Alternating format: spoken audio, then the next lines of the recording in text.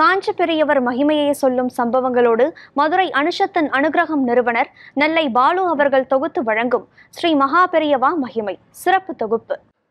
ஹரஹர சங்கர ஜெய ஜெய சங்கர காஞ்சி சங்கர காமகோடி சங்கர. எல்லாம் வல்ல நம் ஜகத்குருவின் திருவருளால் இந்த நாள் இனிய நாளாக அமைய அன்பு பிரார்த்தனைகள். தினந்தோறும் நாம் ஸ்ரீ மகாபெரிவா மகிமை என்ற தலைப்பில் மகாபெரிவா தொட்டு ஏதேனும் ஒரு செய்தியை தினந்தோறும் அனுபவித்து வருகிறோம். அந்த அடிப்படையில் இன்றைக்கு ஜனாகண்ணன் என்பவர் கல்லூரியிலே படித்து கொண்டிருக்கிற காலகட்டத்தில் மகாபெரிவாளை பற்றி ரொம்ப தெரிந்திருக்காத ஒரு இளைஞர். ஆனால் மகாபெரிவாள் மீது ஈடுபாடு வைக்க வேண்டும் என்கிற நிலையை பெரியவாளே அவருக்கு உருவாக்கினார். ஒருமுறை இரவிலே தூங்கி கொண்டிருக்கிற பொழுது மகாபெரிவா கனவிலே வந்து அவருக்கு அருள் பாலிக்கிறார். கனவிலே பெரியவரை பார்த்த மாத்திரத்திலே அவருக்கு ஒரு மிகப்பெரிய ஈர்ப்பு ஏற்படுகிறது. தினந்தோறும் இந்த சம்பவம் நடைபெற்று கொண்டிருக்கிறது. உடனடியாக அவர் என்ன செய்தார் என்றால், பெரியவா மீது வியாழக்கிழமை தோறும் குருவாரத்தன்று பெரியவாளை முழுமையாக அவர் அந்த ஈடுபாட்டிலே ஈடுபடுகிறார். பெரியவாளுடைய பக்தியிலே முழுமையாக ஈடுபடுகிறார். இப்படி ஒவ்வொரு வாரம் தொடர்ச்சியாக நடந்து கொண்டே இருக்கிறது.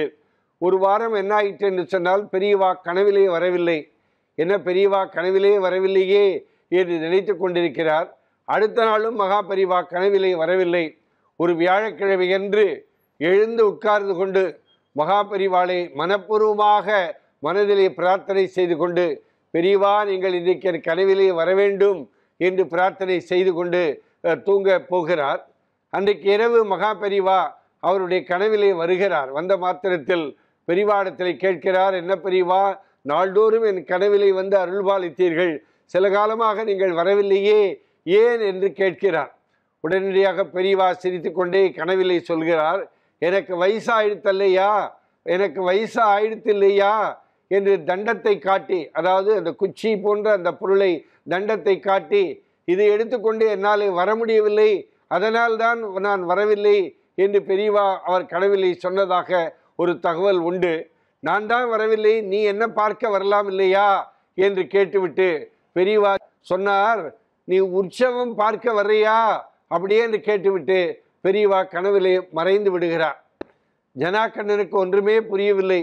உற்சவம் பார்க்க வராயா என்று கேட்டுவிட்டு போய்விட்டாரே மகாபெரிவா, எந்த உற்சவத்தை அவர் சொல்கிறார் என்பதை ஒன்றுமே புரியவில்லை. இவருக்கு அந்த உற்சவம் பார்க்க வரையா என்ற ஒற்றை வார்த்தை மட்டும் தன்னுடைய நினைவிலே இருந்து கொண்டே இருக்கிறது. மறுநாள் அவருடைய ஜனாகண்ணனுடைய பெரியம்மா ஜனாகண்ணனிடத்திலே வந்து, சென்னைக்கு ஒரு திருமணத்திற்கு போக வேண்டும், நீயும் கூட வரையா என்று கேட்டுவிட்டு, அப்படியே நாம் காஞ்சிபுரம் போய் பெரியவாளை தரிசித்து விட்டு வந்துவிடலாம் என்கிற தகவலை சொன்னவுடனே ஜனாகண்ணனுக்கு ரொம்ப சந்தோஷம். மகாபெரிவாளை தரிசிக்க போகலாம் என்று நினைத்து கொண்டு பெரியம்மாவோடு சென்னை போய்விட்டு சென்னையிலிருந்து காஞ்சிபுரம் செல்கிறார். இவர் மடத்து வாசலை பெரியம்மாவும் ஜனாகண்ணனும் போன மாத்திரத்திலேயே 3 சுவாமிகளும், காஞ்சி காமகோடி பீடாதிபதி ஜெகத்குரு ஸ்ரீ சந்திரசேகரேந்திர சரஸ்வதி சுவாமிகள், மகாபெரிவா, புது பெரியவா என்று எல்லோராலும் அன்பாக அழைக்கப்பட்ட ஸ்ரீ ஜெயேந்திர சரஸ்வதி சுவாமிகள், பாலபெரிவா என்று அழைக்கப்பட்ட ஸ்ரீ சங்கர விஜயேந்திர சரஸ்வதி சுவாமிகள், 3 பெரியவாளும் மடத்தினுடைய வாசலில் வந்து காட்சி தருகிறார்கள். பெரியம்மாவுக்கு ரொம்ப சந்தோஷம். அந்த நேரம் பார்த்து அங்கே காமாட்சி அம்பாளுடைய தேர் வருகிறது. அந்த விழா நடந்து அந்த உற்சவ விழா நடந்து கொண்டிருக்கிறது. மடத்து வாசலில் அந்த சுவாமியை தரிசனம் செய்வதற்காக 3 பெரியவாளும் வந்து காத்திருக்கிற பொழுது ஜனாகண்ணன் பக்கத்தில் இருக்கிறது கேட்கிறாராம், இன்னைக்கு என்ன விசேஷம் என்று கேட்ட பொழுது, இன்னைக்கு காமாட்சி அம்பாளுடைய உற்சவ விழா என்று சொன்னுடனே அப்படியே ஜனாகண்ணனுக்கு தூக்கி வாரி போட்டு விட்டதாம். ஏனென்றால் உற்சவம் பார்க்க வரையா என்று மகாபெரிவா கேட்டது இதற்காகத்தானா என்று நினைத்து கொண்டு, அப்படி கனவிலே வந்து அருள்பாலித்த அந்த மகாபெரிவாளுடைய மேன்மை என்னவென்று சொல்வது என்று ஜனாகண்ணன் பக்கத்தில் இருக்கிறவர்களெல்லாம் சொல்லி சொல்லி பூரித்தாராம்.